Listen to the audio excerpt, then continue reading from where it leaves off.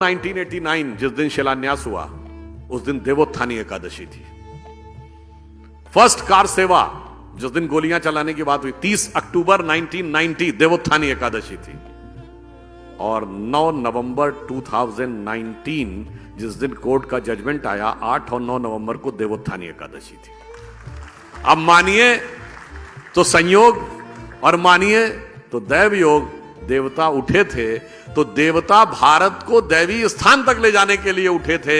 ये देव स्थानों का महत्व होता है जो लोगों को नहीं समझ में आता है कि जब वहां पे श्री राम लला विराजमान प्रकट हुए तो उनकी सबसे पहले पूजा किसने की थी? महंत दिग्विजयनाथ जी ने। 1986 राम जन्मभूमि न्यास के पहले अध्यक्ष कौन बने? महंत दिग्विजयनाथ जी के शिष्य महंत अवैधनाथ जी। और जब 2019 में शिलान्यास हुआ तो मुख्यमंत्री कौन थे? महंत अवैधनाथ जी के शिष्य योगी आदित्यनाथ जी। तो मैं इसलिए कह रहा हूं कि जो हमसे पूछते थे कि मंदिर वहीं बनाएंगे और तारीख नहीं बताएंगे, वो तारीख नहीं थी, भारत के काल चक्र में विकास की गति का संकेत था। इसीलिए ये कहा गया है भगवान राम के लिए कि तात राम नहीं नर भूपाला, भुवनेश्वर कालहु कर काला। भगवान राम व्यक्ति नहीं है, वो संपूर्ण विश्व के स्वामी है।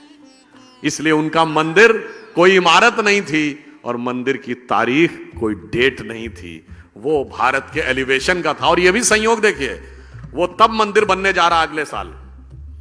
कब बनने जा रहा है? जब हम 5th लार्जेस्ट इकोनॉमी हो गए। और 5th लार्जेस्ट इकोनॉमी किसको हटा के हुए? ब्रिटेन को हटा के, जिसने हम पे हुकूमत की। आप काल चक्र की गति देखिए ना। और मजे की बात यह कि हिस्ट्री में जो बताया जाता है कि हमको अंग्रेजों ने यह कहा कि हिंदुस्तानियों पे इसलिए राज करना जरूरी कि इन्हें राज करना नहीं आता है। आज उनके यहां इतनी उठापटक हुई सरकार में कि एक इंडियन उनको बता रहा है कि राज कैसे किया जाता है। और अब हम कह दूं, जब राम मंदिर का शिलान्यास हुआ तो आप में से शायद बहुतों को ध्यान हो कि पहली ईंट किससे रखवाई गई थी? कामेश्वर चौपाल, बिहार के एक जिन जातियों को तथाकथित निम्न जाति कहा जाता है, हम तो किसी को निम्न नहीं मानते, उनसे रखवाया गया था। और किस बात का? मंदिर निर्माण के लिए जो शास्त्रीय विधान है, वो जो शास्त्र है उसे समरांगण सूत्रधार कहते हैं। और समरांगण सूत्रधार के अनुसार शिलान्यास में 4 वो रखी जाती हैं ईंटें, जिन्हें कहते हैं नंदा, भद्रा, जया, पूर्णा।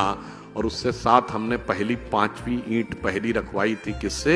जिसे आज आप कहते हैं सो कॉल्ड लोअर कास्ट। तो दैट मीन्स कि वो पूरा किस ढंग से संयोग था। और यह भी एक संयोग मानिए कि भगवान राम के जमाने में क्या हुआ था? भगवान राम का सीधे राज्याभिषेक हो गया था क्या? नहीं, पहले वनवास हुआ था, फिर माता शबरी का सम्मान हुआ, फिर निषाद राज का राज्याभिषेक, फिर सुग्रीव का राज्याभिषेक, फिर राम का राज्याभिषेक। और आज संयोग देखिए कि जब राम मंदिर बन के तैयार हो रहा है, उससे पहले हमारे राष्ट्रपति श्री रामनाथ कोविंद थे और अब राष्ट्रपति श्रीमती द्रौपदी मुर्मू हैं, जो शेड्यूल्ड ट्राइब से भारत की पहली महिला है। तो मतलब आप समझ लीजिए, जो राम के काल में हुआ वही राम मंदिर के काल में हो रहा। तो अब सबको समझ जाना चाहिए कि मंदिरों का महत्व और मंदिरों की गति और राष्ट्र के साथ उनका तदात्म्य का संबंध, कभी कभी मंदिर को लेकर भय बहुत बनाया जाता है। जब राम मंदिर बन रहा था तो लोगों ने कहा अगर राम मंदिर जिस दिन बनने लगेगा